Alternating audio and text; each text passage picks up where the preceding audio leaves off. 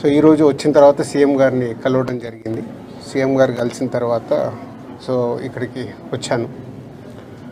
ఇప్పుడు భాస్కర్కి మెయిన్గా ఇటు ఇండస్ట్రీ నుంచి అన్ని రకాలుగా నా ద్వారా నిలబడి వాళ్ళని అన్ని రకాలుగా జాగ్రత్తగా చూసుకునే బాధ్యత తీసుకుంటున్నాము.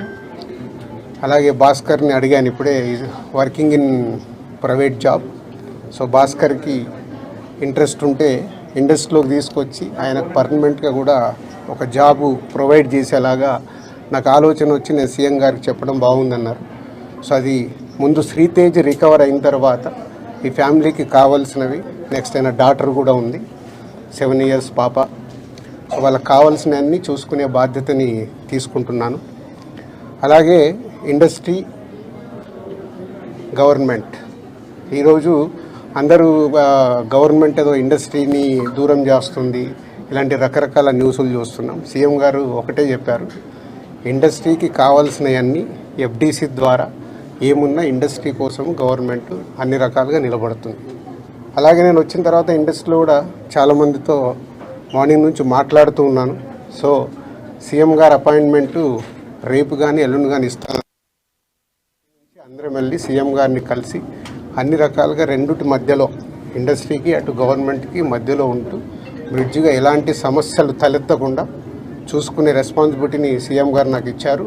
అటు చూస్తూ భాస్కర్ ఫ్యామిలీని కూడా చూసుకునే బాధ్యతను సో భగవంతుడి దయ వల్ల శ్రీతేజ్ తొందరగా రికవర్ అయ్యి మామూలు మనిషి అవుతాడని ఆశిస్తూ సెలవు తీసుకుంటాం. ఎట్లా ఉన్నారు శ్రీతేజ్ ఆరోగ్యం? ఎట్లా ఉంది? చాలా ఇంప్రూవ్మెంట్ ఉందని ఇప్పుడే డాక్టర్ చెప్పారు. 2 days అయిందంట వెంటిలేటర్ తీసిన తర్వాత రికవర్ అవుతున్నాడు. సో బాయ్ కాబట్టి, చిన్న ఏజ్ కాబట్టి ఫాస్ట్గా రికవర్ అయ్యే ఛాన్స్ ఉంది. గాడ్ గ్రేస్, వెంటిలేటర్ తీసిన తర్వాత కూడా రికవరీ కనిపిస్తుంది కాబట్టి డెఫినెట్గా తొందరలోనే కోలుకుంటారు. ఈ ఎపిసోడ్కి ఇంకా తెరబడట్లేదు సార్ మీరు వచ్చినందుకు? చూద్దాం, అంటే ఎపిసోడ్ జరుగుతుంది, దేనికి ఎలా మలుపులు తిరుగుతుందో మన అందరికి తెలుసు. అన్ని 2 రకాలుగా ఇటు ఇండస్ట్రీలో జరుగుతుంది కానీ అటు గవర్నమెంట్ సైడ్ కానీ రెస్పాన్సిబిలిటీ తీసుకొని అన్ని తొందరలోనే సమసిపోయేలాగా రూట్ వేస్తుంది. నిన్న కాంగ్రెస్ పార్టీ ఎమ్మెల్యే గాంధీ భవన్ లో మాట్లాడుతూ నైజాం ఏరియాలో సినిమా హీరోలు అడుక్కు తింటారని స్టేట్మెంట్. అవి వద్దు, నేను వచ్చింది సీఎం గారు చెప్పింది, నేను వచ్చి ఇప్పుడు కమ్యూనికేట్ చేస్తుంది. రెండుటి మధ్యలో ఎలాంటి సమస్య లేకుండా చూసుకునే రెస్పాన్సిబిలిటీ ఎఫ్డీసీ చైర్మన్గా నాది. ప్రైవేట్గా ముందు ఫిలిం ఇండస్ట్రీ నుంచి నేను చేయాల్సింది ఏంటంటే, నేను నిర్ణయం తీసుకుంటున్నాను, సీఎం గారికి కూడా చెప్పాను. రేపు అక్కడి నుంచి గవర్నమెంట్ నుంచి ఏమొస్తుందని మనం చూద్దాం. ఒక సినిమా రిలీజ్ అయిందంటే ఖచ్చితంగా అభిమానుల దగ్గరికి వచ్చి పలకరించడం, సినిమా గురించి అభిమానులతో కలిసి చూడడం అనేది ఆయనమైతేగా వస్తుంది. ఇప్పుడు అవన్నీ లేవని చెప్తూ ఉన్నారు. దీని గురించి మీ రియాక్షన్ ఏంటి? అట్ ది సేమ్ టైం కాదమ్మా, ఒక్క నిమిషం, ఇలాంటివి జరగడము దురదృష్టం. ఎన్నో సినిమాలు రిలీజ్ అవుతాయి, మరి ఎప్పుడు జరగవు కదా. అప్పుడప్పుడు ఎవరు కావాలని చెయ్యరు, సిచ్యువేషన్ వల్ల జరిగిన ఇన్సిడెంట్ ఇది. ఎవరైనా కావాలని చేస్తారా? ఇప్పుడు వాళ్ళు కూడా ఆనందంగా కుటుంబంతో అక్కడ చూద్దామని వచ్చారు. దిల్సుఖ్ నగర్ నుంచి సంధ్యా థియేటర్కి వచ్చారు అంటే వాళ్ళకు ఒక ఆనందం పొందటానికే వస్తారు.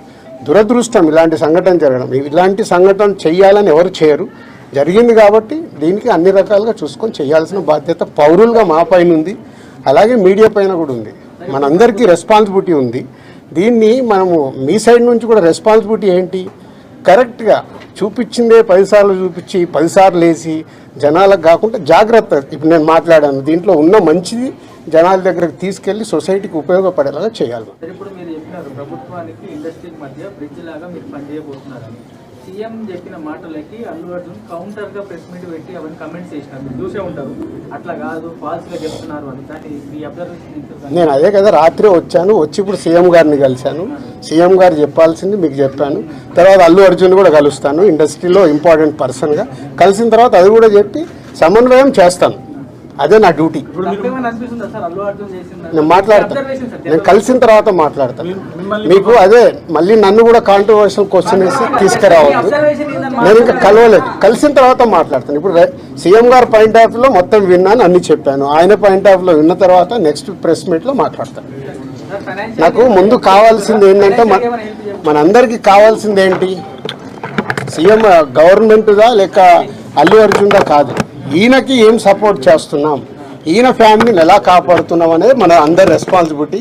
దాని మీద ఫోకస్ చేద్దాం. ఈ ఎస్ ఫైనాన్షియల్గా అన్ని రకాలుగా భాస్కర్కి నిలబడబోతున్నాం. అది నేను లీడ్ చేస్తున్నాను, నేనే పక్క నుండి నేను అన్ని చేయిస్తాను. అది చెప్పడానికే సీఎం గారు చెప్పమన్నారు. ఈరోజు ద్వారా కూడా ఆయనకు జరగాల్సింది డెఫినెట్గా జరుగుతుంది. లాజికల్గా టెక్నికల్గా జరగాల్సిన అన్ని అయిపోయిన తర్వాత భాస్కర్కి అందరం పక్కన నిలబడి కాపాడుకునే బాధ్యత మాది. ఎందుకంటే ఇప్పుడు ఈరోజు బాబుకి అయ్యే ఎక్స్పెన్సెస్ కావచ్చు, పిల్లగాన్ని చదివియాలి, పాపం చదివియాలి, ఆయనకున్న చిన్న ఉద్యోగము, ఫ్యామిలీని కాపాడుకుంటూ ఆయన చేయాల్సిన బాధ్యత ఉంది. కాబట్టి ఆయనకు అందరం మేము అండగా నిలబడి చేస్తాం. నా డ్యూటీ నేను చేస్తున్నాను, నీ డ్యూటీ నువ్వేం చేస్తున్నావు? నువ్వు నాకు క్వశ్చన్స్ చేస్తున్నావు. ఎఫ్డీసీ చైర్మన్గానే సీఎం గారు అక్కడి నుంచి చెప్పాల్సింది చెప్తున్నాను. నేను సీఎం గారు చెప్పిందే చెప్తున్నా.